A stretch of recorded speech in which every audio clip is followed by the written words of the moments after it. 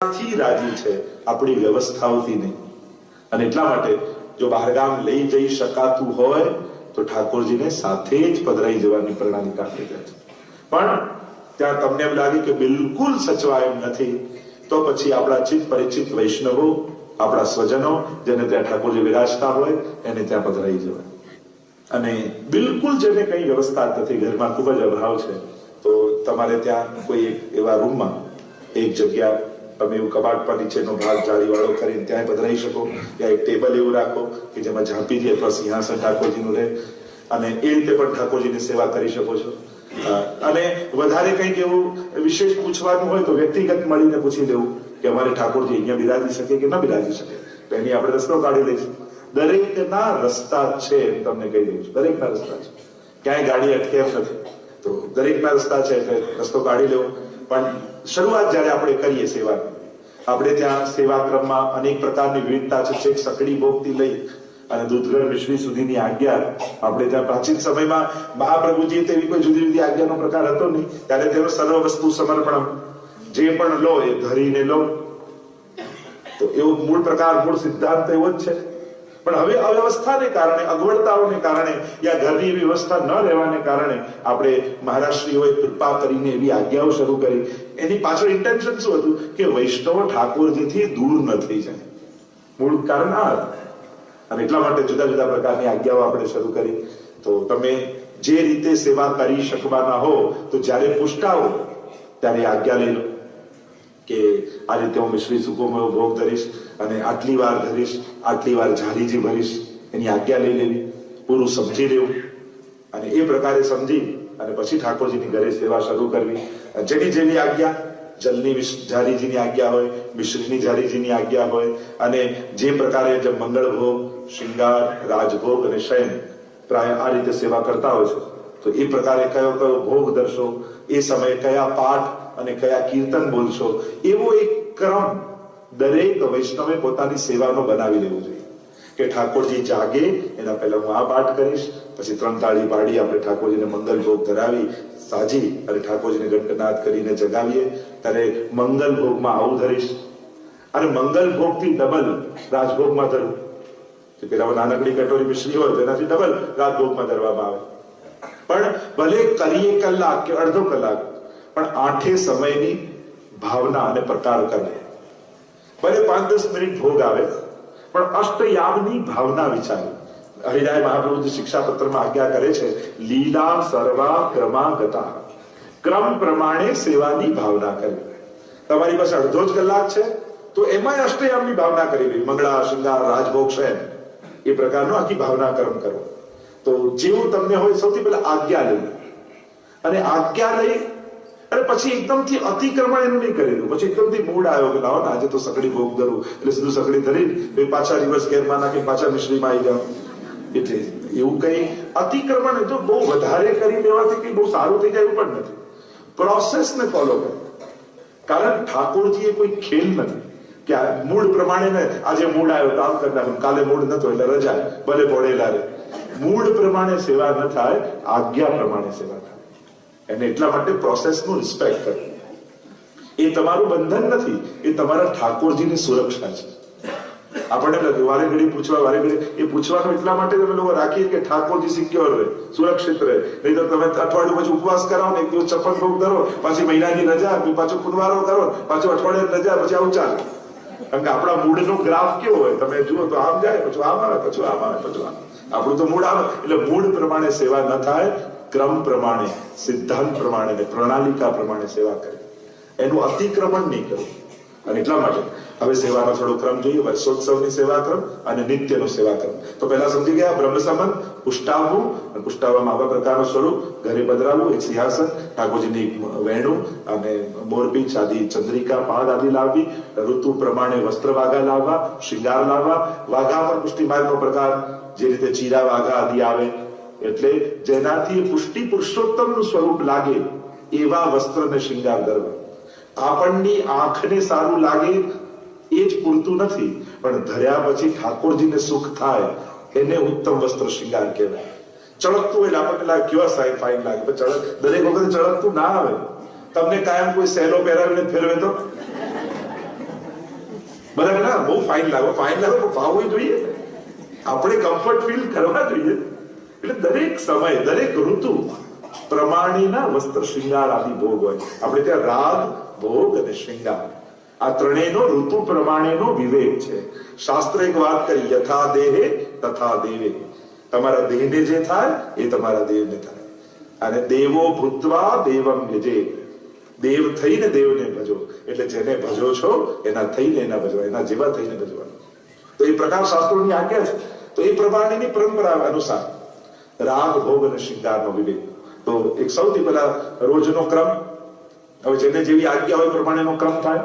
પણ એક પ્રસિદ્ધ ક્રમ જે છે કે સૌથી પહેલા ઠાકોરજી પહોળેલા હોય તો ત્યાંથી ઝારીજી સરાવી લેવાય, બંટા સરાવી લેવાય અને ઝારીજી ભરી અને સિંહાસન પાસે મૂકે. એટલે ઝાપીજીમાં ઠાકોરજી પડતા હોય ને ત્યાંથી ઝારીજી લઈ અને નવા ભરી સિંહાસનમાં ઉઠીને જ્યાં બિરાજવાના હોય ત્યાં પધરાવી દેવા. અને મંગલ ભોગની તૈયારી કરી લેવી કે આજે ઠાકોરજીને મંગળ ભોગમાં શું ધરીશું, તો જે ધરવાનો સૂકો મેવો, લીલો મેવો આદિ એ સજાવી લેવું. અને હવે ઠાકોરજીને જગાવવા. અને તેમાં 3 તાળી પાડીને જગાવતા હોઈએ, જેને કીર્તન ગાતા આવડતું હોય. ઘણા તો ગાય જેવું કે ભલભલા જાગી જાય, પણ ઠાકોરજીને જગાવવાના આપણા કીર્તન હોય તો લાલ અને જાગો હો ભયો ભોર, અને એ રીતે જગાવવા કે ઠાકોરજી જાગે, ઘરના બધાને ડિસ્ટર્બ થાય એટલા મોટા અવાજે નહીં ગાવ. એ તો બધા જ જાગીને ઠાકોર જોડે વેર બાંધી લે કે આ રોજ જગાડે છે ને અમારી ઊંઘ બગાડે છે. એટલે એવું આપણો સેવા એ આપણો આનંદ છે. બીજાના જીવનમાં વિક્ષેપ પડે એ રીતે સેવા નહીં કરે. મહાપ્રભુજી એમ કે તમારા ઘરમાં કામ કરનારાને પણ દુઃખ થાય એ રીતે સેવા નહીં કરે. સેવા એ નિજનો આનંદ છે, પ્રભુને આપણો. એટલે કોઈને પણ ઘરમાં વિક્ષેપ રૂપ થાય કે એને કારણે કોઈને ઠાકોરજીમાં અભાવ પેદા થાય એ રીતે સેવા નહીં કરે. પુષ્ટિ માર્ગને પણ એ રીતે તમારો સ્વધર્મ જીવો કે જેને કારણે બીજાઓ ડિસ્ટર્બ ના થાય. આપણને શું થાય, બીજાને ખલેલ કરવાની, તું હાથ લગાવ, તું આમ કર, આમ પેલાને એવું નફરત કરાવી દઈએ કે અહીંયા તો જવાય જ નહીં. એનો મૂડ જોવો, એનો સમય જોવો, ક્યારે કહેવાય, ક્યારે ટોકાય. કારણ કે ખોટા ટાઈમે કહી દો છો ને તમે અરુચિ પેદા કરી દો છો. બિચારો કોઈ હસતો રમતો આ જય શ્રી કૃષ્ણ માણસ, એમાં તો એને એવો પકડીને ખોણામ લઈ ગઈ, જય શ્રી કૃષ્ણ કહેવાતો હશે, આમ કહેવાતું, પણ બિચારાએ પોતાની રીતે અભિવ્યક્ત કર્યું. એ જ ટાઈમે એને તોડી નાખવો જરૂરી છે. બધું પતી જાય પછી શાંતિથી ના કહેવાય કે આપણો આ વ્યવહાર છે. પણ ઘણી વાર તમે ઈગો હર્ટ કરી નાખો, પછી ગમે તેટલું અમે ગયા પછી પાછા અમારી આગળ પર જે જ્યાં સમજવા લાયક છોડ્યો ક્યાં છે, એને બિચારાને એવો રાખ્યો કે સમજે. એનું એવું ઇન્સલ્ટ, અપમાન, એવું ઈગો હર્ટ કરી નાખી કે એને અરુચિ પેદા થઈ જાય. તો એક વસ્તુ યાદ રાખો, આપણે કારણે કોઈને આપણા ધર્મ કે આપણા ભગવાન માટે અરુચિ પેદા ન થાય એની સાવધાની આપણે બધાએ રાખવાની. એટલે ખાસ એ વસ્તુને બધા ધ્યાન રાખજો કે આપણા સ્વધર્મ પાળવામાં. કારણ કે આ રીતે આપણે બધા પુષ્ટિ માર્ગને બહુ ખરેખર બદનામ કરી નાખ્યું કે આ વૈષ્ણવ આવે એટલે આમ જ થાય ને આ બધા લોકો એવું માહોલ વચ્ચે તો એવું કરી નાખ્યું હતું કે પુષ્ટિ માર્ગ માટે લોકો ભયભીત થઈ ગયા. ખાસ આપણા ધર્મના આપણે બધા સૂત્રધારો છે. જો આપણે બધા ધર્મની ધ્વજાઓ છે. હવે આપણે જે કરીએ છીએ ને એ એનાથી આપણા બિહેવિયરથી ધર્મની ઇમ્પ્રેશન ઊભી કરીએ છીએ આપણે. એટલે શું તમે એ રીતે ધર્મ પાળ્યો કે લોકોને પુષ્ટિ માર્ગ માટે અહોભાવ થાય? આપણે ધર્મનો પ્રચાર કરનારા પ્રતીકો આપણે જ છીએ. એ રીતે ધર્મને સુંદરતાથી, કોમલતાથી સ્વીકારીને એ રીતે જીવો કે લોકોને પુષ્ટિ માર્ગીય સેવા કરવાનું મન થાય કે લાવ મમ્મી આજે હું ધરું, લાવ આજે હું દંડવત કરું.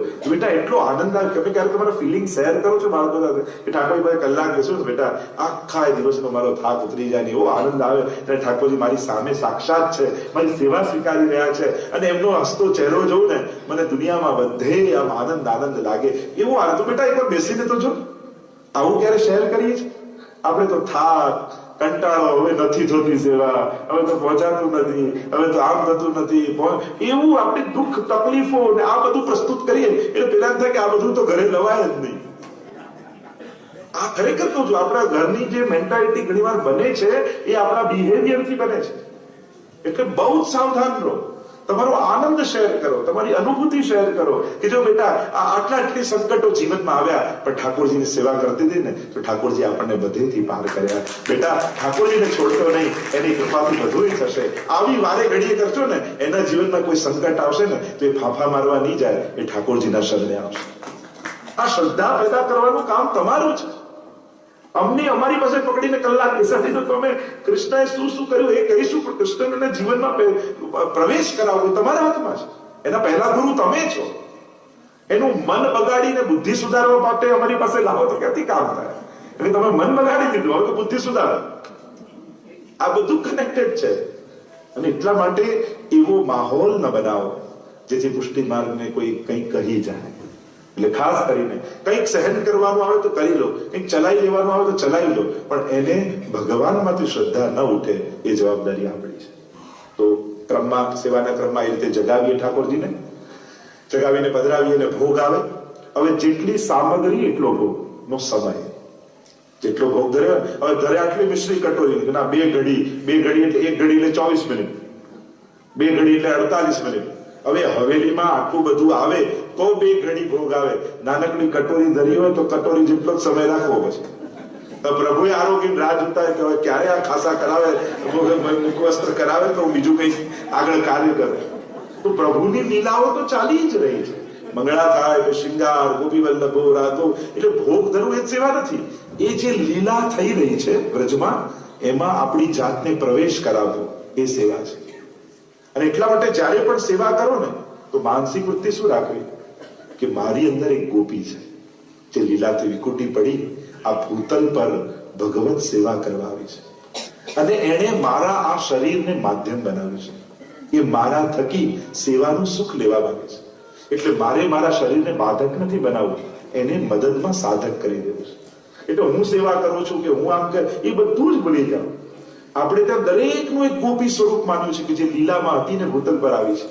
એટલે એને મારા શરીરને સિલેક્ટ કર્યું છે ઠાકોરજીની સેવા કરવા માટે. એટલે કમથી કમ હું એટલું ધ્યાન રાખીશ કે મારા શરીરને એની સેવામાં હેલ્પફુલ થવા દઈશ, સહાયક થઈ જઈશ, એને બાધક ક્યારેય નહીં થવા દે. એને જે આનંદ લેવો છે એ મારા શરીર થકી આનંદ લેશે, એટલે હું એને મદદમાં આવી જઈશ. આવો ભાવ રાખશો ને તો શરીરના ધર્મો બધા બાજુમાં રહી જશે. હું ક્યાં સેવા કરું, તમે ડિટેચ તમારા દેહ ધર્મથી થઈ જશો. આ એક લીલાની ગોપી સેવા કરી રહી છે જે ભીતર મારી અંદર જીવાત્મા રૂપે વિરાજે છે. એને આ બધું કરવું છે. હું તો દૂર છું. મારો સ્વભાવ, મારી આવડત, મારું અનાવડત, મારી અયોગ્યતા, એ બધું બાજુમાં છે. એ કાંઈ કામ નથી. આને કરવું છે. મારે તો ખાલી હાથ ચલાવવાના છે એના મદદમાં, મારે તો પગ ચલાવવાનો છે એની મદદમાં, એને ઠાકોરજી પાસે જવું છે.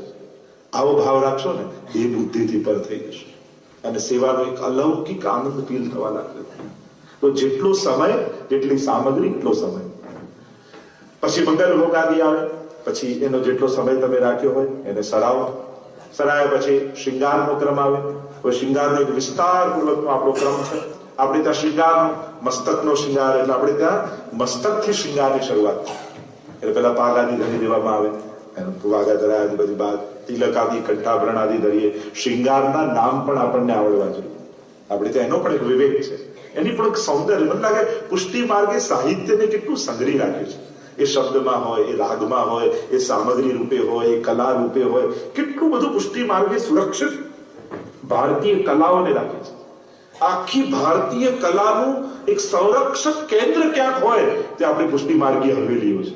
જોઈ લો, ભારતમાં જાઓ, ભારતની બધી જ કલાઓને કોઈ સાચવી રાખી હોય ને 500 વર્ષોથી, એ સંરક્ષણનું કોઈ કેન્દ્ર થઈ હવેલી.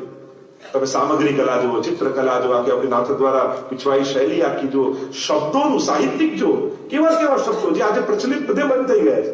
પણ પુષ્ટિ માર્ગમાં સંગ્રહિત છે. હાથ ખાસા કરો, આ મુખવસ્ત્ર કરાવો, સ્વરૂપ પધરાવો અને ખાસા વડા કરો. આપણે કેવું સાહિત્યિક સૌંદર્ય પુષ્ટિ માર્ગે સાચવીને રાખી છે.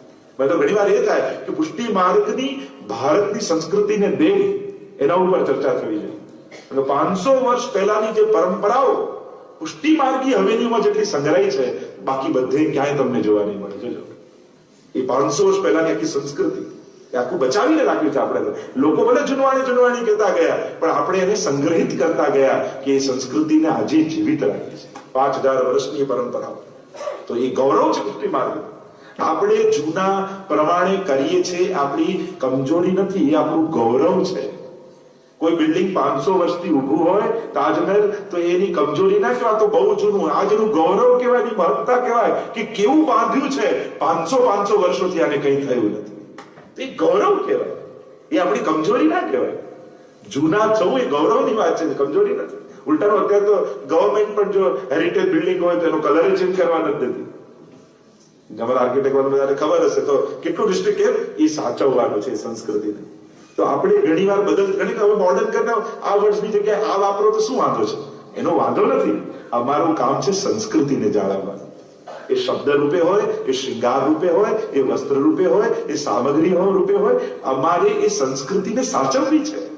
એ અમારા હેરિટેજને અમારે બચાવવું છે, એ પરંપરાને, એ સૌંદર્યને. અને એટલા માટે આપણે કોશિશ કરીએ છીએ કે આ બધું સચવાય. અને ગૌરવ સાથે કહી શકું છું કે આપણા વલ્લભકુલ અને આપણા વૈષ્ણવે એ સંસ્કૃતિને જાળવી રાખી છે. કોઈ ઓક્સફર્ડમાં અને કોઈ લિટરેચરમાં ભણીને સારા સારા શબ્દો બોલતો હોય તો આપણને એના માટે માન થાય કે પેલું થાય કે ક્યાં જૂના જૂના વર્ડ્સ વાપરો, હવે તો બધા જતા રહે. પણ એ ભણેલો છે એની નિશાની એ કે આવા વર્ડ્સ એને આવડે છે. એમ આપણે પુષ્ટિ માર્ગી આ પ્રાચીન વર્ડ્સ બોલીએ છીએ.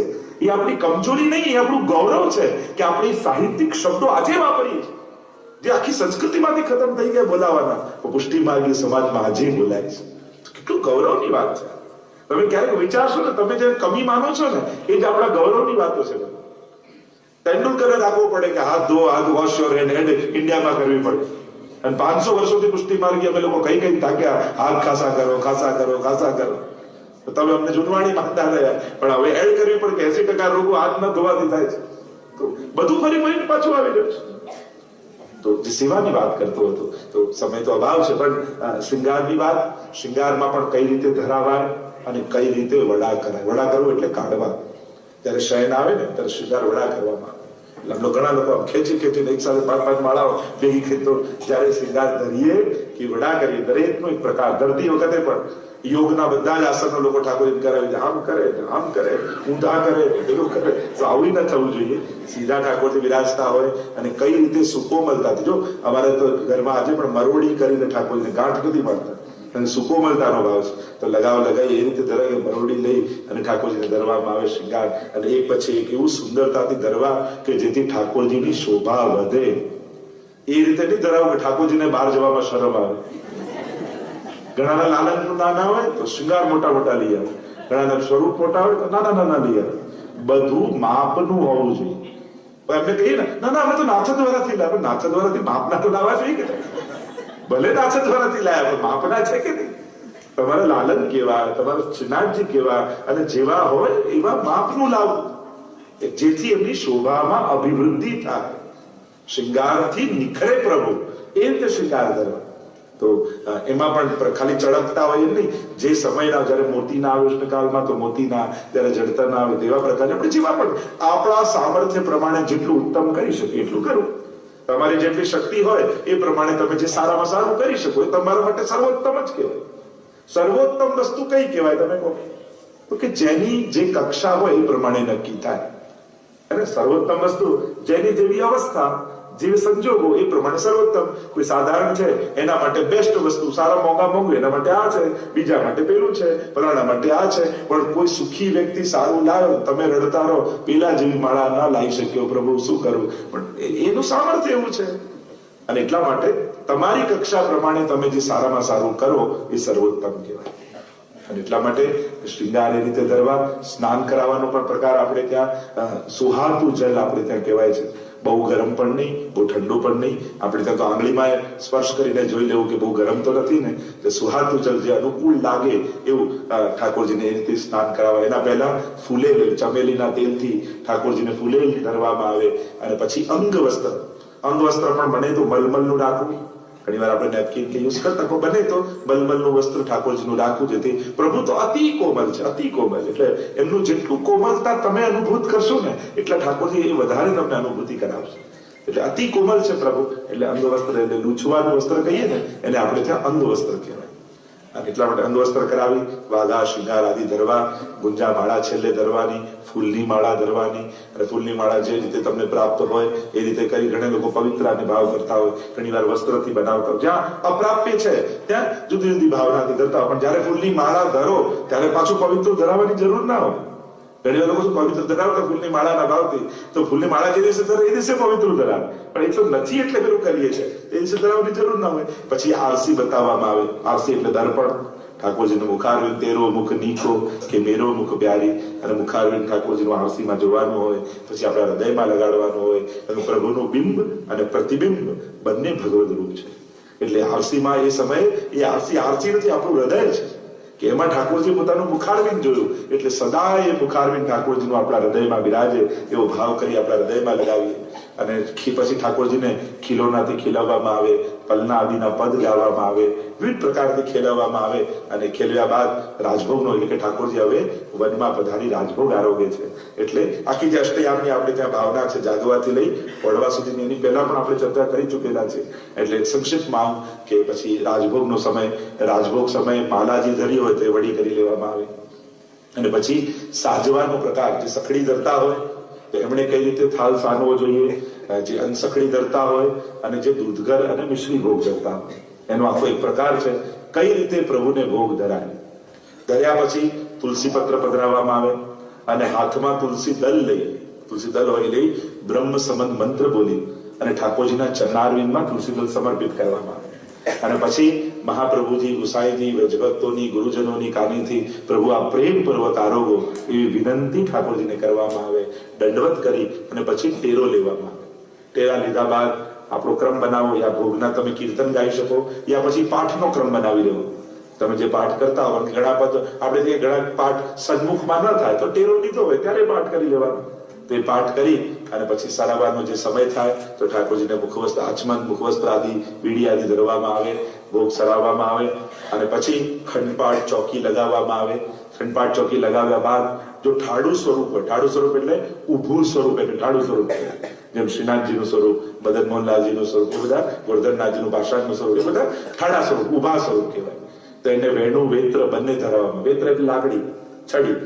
રાજભોગ પછી વેણુ વેત્ર ધરાવી આરસી બતાવવામાં આવે, આરતીનો ભાવ કરવામાં આવે અને પાછી આરસી બતાવી વેણુ વેત્ર કાઢી લેવામાં આવે. અને રાજભોગ સન્મુખમાં જે ઋતુ ચાલતું હોય એના બે કીર્તન ગાઈ લેવા. જેમ હિંડોળા તમે શયનમાં ન કરી શકતા હો તો એ સમયે બે હિંડોળાના ગાઓ, રથયાત્રા હોય તો રથયાત્રાના ગાઓ, હોળી ખેલના હોય તો હોળી ખેલના કરો, રાજભોગ સમય ખેલાવવામાં આવે. એમ જે એ સમયમાં શયનમાં જે ક્રમ આવતો હોય એનો રાજભોગ સમય કરી લો. અને ત્યારબાદ ઘણા લોકો શયનની દૂધની કટોરી સાથે ધરી લેતા હોય અને ઘણા લોકો શૃંગાર વડા કરી અને વસ્ત્ર આદિ ધરાવી અને પછી શયનની દૂધની કટોરી ધરતા હોય છે. અને શયનના પદ દૂધ આરોગવાના ગવાય. અને પછી પ્રભુને પોઢાવવાની તૈયારી થાય એટલે ઝારીજી પાછી નવી ભરી સૈયાજી પાસે પધરાવી દઈએ, બંટાજી પધરાવીએ, શૃંગાર આદિ વસ્ત્ર આદિ વડા કરી પાછે થાલમાં પધરાવી અને ઠાકોરજીને પોઢાવવાનો ક્રમ થાય. એના પહેલા અત્તરવાળા હાથ કરી સૈયાજી સમારવામાં આવે, એટલે અત્તરવાળા હાથ લગાવવામાં આવે. અને ઠાકોરજી લાલન હોય તો લડ્ડુ વાળો હાથ ઊંચો રહે એવી રીતે પોડાવવા, એ પડકે પોડાવવા કે લડ્ડુ વાળો હાથ ઊંચો રહે, ત્યાં તકિયા રાખવા, વેણુજી પધરાવવી. અને આમ ઠાકોરજીને ઉષ્ણકાલ હોય તો મલમલનું વસ્ત્ર લઈ માથે સુધી ઓડાડી દેવામાં આવે. શીતકાલ હોય તો રજાઈ આદિ કરવામાં આવે. પણ આપણે ત્યાં મસ્તક ખુલ્લું રહેતું નથી, એ મસ્તક સુધી ઓડાડી દેવામાં. કારણ આપણે ત્યાં પ્રભુ પોડ્યા પણ એ સુએ એવો છે, એ તો સકળ વ્રજમાં પોડિયા વાલા કરે વિવિધ રસદાન, જેની તો અહર્નિશ લીલાઓ. એટલે કે હવે ઠાકોરજી ગિરિરાજજીની કુંજ કંદરાઓમાં, કુંજ નિકુંજોમાં પ્રભુ પધાર્યા. પણ એ આપણો અવસર નથી. હવે તો વ્રજભક્તો સાથે પ્રભુ લીલા કરે એટલે મસ્તક સુધી ઉડાડી દેવામાં આવે. અને પછી ટેરો લઈ અને દંડવત કરી અને બહાર બેસી આશ્રયના પદનું ગાન કરવું. ઓડાડ્યા કરી શકો તો બી સરસ, અને ના આવડતા હોય તો દ્રઢઈને ચરણને ગાઈ દંડવત કરી 3 વાર મહાપ્રભુજી, ગુસાઈજી, અમ્માજીની જય બોલી અને પછી ધીમે રહીને આપણે બહાર. આ સંક્ષિપ્તમાં મેં સેવાક્રમ બતાવ્યો, પણ મૂળ વાત છે સેવાનો વિવેક. આખો પ્રકાર તો આપણા પુસ્તકમાં લખેલો હોય કે જન્માષ્ટમીથી જે વર્ષોત્સવનો પ્રકાર છે, આ તો નિત્યનો ક્રમ કયો, એવો જ વર્ષોત્સવનો પ્રકાર હોય. એટલે કે આપણા વર્ષ દરમિયાન આવતા ઉત્સવ, તે ઉત્સવનો પ્રકાર પુસ્તકમાં, સેવા પ્રકારની પુસ્તક દરેકના ઘરે હોવી જોઈએ. બધા નિયમ બનાવે, ભલે તમે કરી ન શકો પણ વાંચવું જરૂર કે આજે કઈ તિથિ છે.